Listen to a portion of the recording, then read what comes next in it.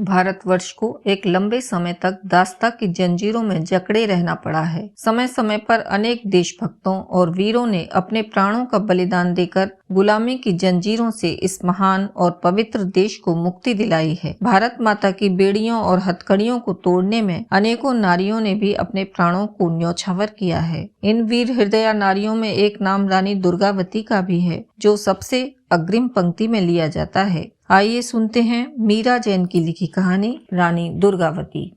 अनन्य देशभक्ता वीर हृदया रानी दुर्गावती ने अपने देश की स्वतंत्रता की रक्षा के लिए अंतिम सांस तक युद्ध किया। रण के मैदान में जब उन्होंने देखा कि अब उनका शौर्य कुछ काम न दे सकेगा, तो उन्होंने अपने ही कटार से अपने जीवन का अंत कर लिया। उनके शौर्य और उनके साहस को देखकर अकबर का सेनापति आसफ खां भी विस्मित हो उठा था। उसने दांतों तले उंगली दबाते हुए विस्मय भरे स्वर में कहा था, कोई नारी भी इतनी शूरवीरा हो सकती है? मैंने तो सोचा तक नहीं था। जबलपुर से कुछ किलोमीटर दूर एक गांव है बरेना। बरेना में श्वेत पत्थरों की एक समाधि बनी हुई है। वह समाधि देश की स्वतंत्रता पर बलिदान होने वाली वीर रानी दुर्गावती की है। जो भी मनुष्य उस ओर से निकलता है, वह समाधि के सामने मस्तक झुकाए बिना आगे नहीं बढ़ता। वह मस्तक झुकाकर समाधि के पास एक श्वेत पत्थर भी रख देता है। समाधि के पास अगणित श्वेत पत्थर रखे हुए हैं, जो श्रद्धालु मनुष्यों की श्रद्धा के प्रतीक हैं। दुर्गावती के साहस, शौर्य और बलिदान को लेकर बरेना के आसपास कई लोक गीत गाए जाते हैं। उन गीतों में एक गीत इस प्रकार है। जब दुर्गावती रण को निकली, हाथों में थी तलवारें दो, गुस्से से चेहरा तांबा था, आंखों से शरारे उड़ते थे। घोड़े की वल्गा दांतों में, हाथों में थी तलवारें दो।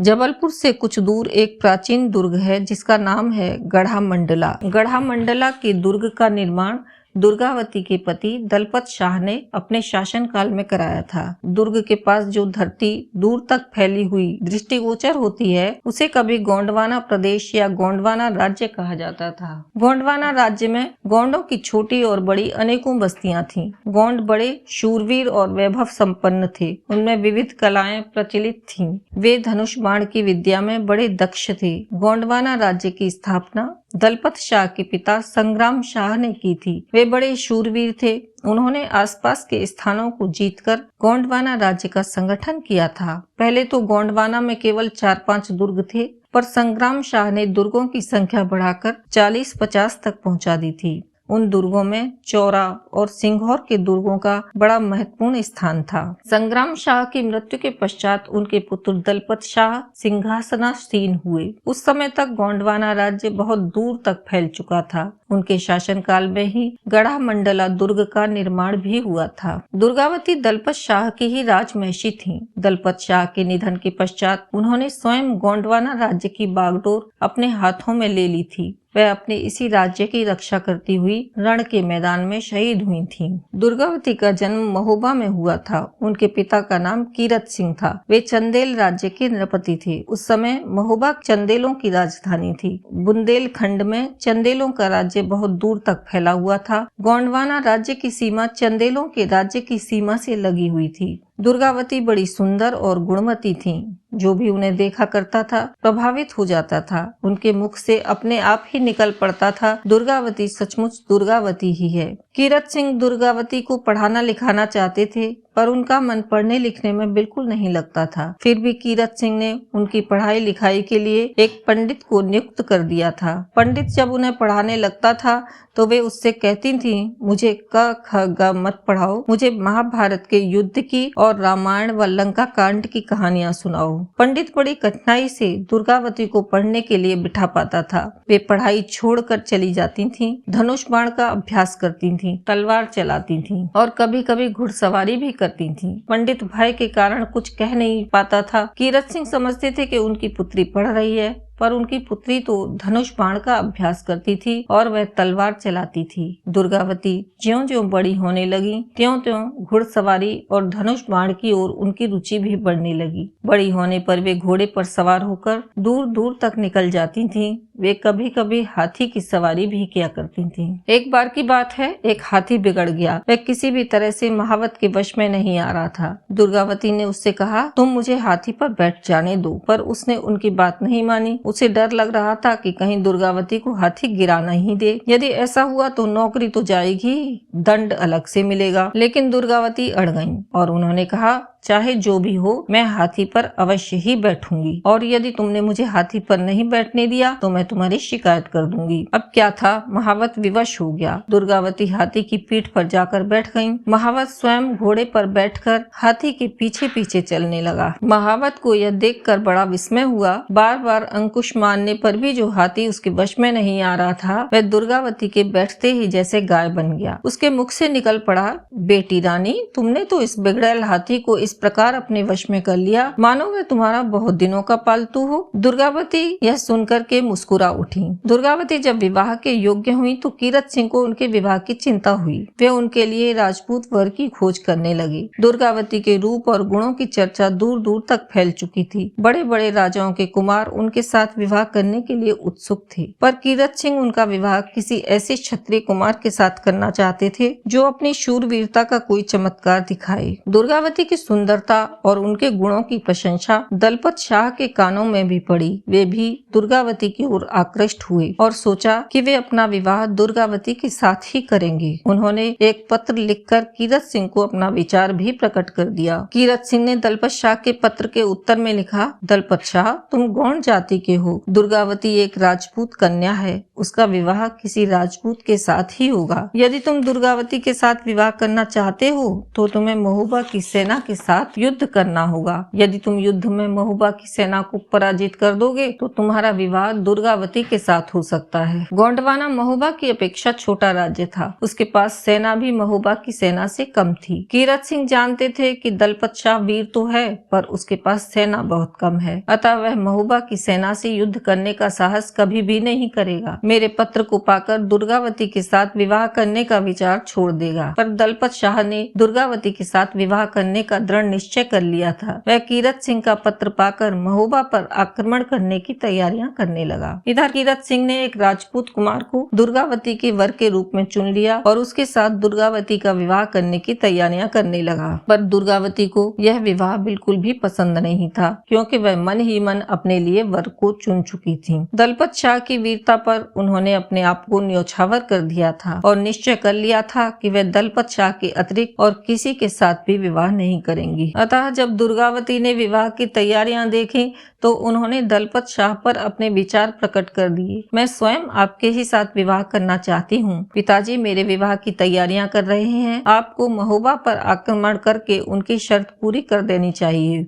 दुर्गावती के पत्र को पाकर दलपत शाह की रगों में बिजली सी दौड़ गई। वह दूने उत्साह के साथ सेना का संगठन करने लगा। उसने शीघ्र ही एक संगठित सेना लेकर महोबा पर आक्रमण कर दिया। दलपत शाह और महोबा की सेना में भयंकर युद्ध हुआ। महोबा की सेना संख्या में अधिक थी, पर दलपत शाह की वीरता और उसके शौर्य के सामने वह टिक नहीं सकी। उसे मैदान छोड़कर भागना पड़ा। युद्ध में दलपत शाह की विजय हुई। कीरत सिंह ने दलपत शाह के शौर्य पर मुग्ध होकर दुर्गावती का विवाह उनके साथ कर दिया। विवाह के एक वर्ष पश्चात ही दुर्गावती ने एक पुत्र को जन्म दिया। पुत्र का नाम वीर नारायण रखा गया। वीर नारायण अभी 4 ही वर्ष का था कि वह पिता के प्रेम से वंचित हो गया। दलपत शाह रानी और अपने पुत्र को आंसुओं में डुबोकर संसार से चले गए। दलपत शाह की मृत्यु के पश्चात दुर्गावती ने बड़े ही साहस और धैर्य के साथ राज्य की बागडोर को संभाल लिया। वे वीर नारायण के प्रतिनिधि के रूप में सिंहासन पर बैठकर राज्य करने लगी। उन्होंने अपनी प्रजा के कल्याण के लिए बहुत से नए नए काम किए। नई नई सड़कें बनवाई, खेतों की सिंचाई के लिए प्रबंध किए, बाग बगीचे लगवाए और जगह जगह कुएं भी बनवाए। फलस्वरूप कुछ ही वर्षों में गोंडवाना का राज्य धन धान्य से पूर्ण हो गया। गोंडवाना के वैभव को देखकर आसपास के राजाओं के मुंह में पानी आ गया। उन्होंने सोचा क्यों न गोंडवाना पर आक्रमण करके उस पर आधिपत्य स्थापित कर लिया जाए। एक नारी को पराजित करने में कितनी देर लगेगी। अतः वे गोंडवाना पर चढ़ाई करने की तैयारियां करने लगे। दुर्गावती को जब इस बात का पता चला तो वे स्वयं ही उन राजाओं के राज्य पर चढ़ाइयां करने लगी। उन्होंने बड़ी वीरता के साथ एक एक राजा को युद्ध में पराजित कर उनके राज्य को अपने राज्य में मिला लिया।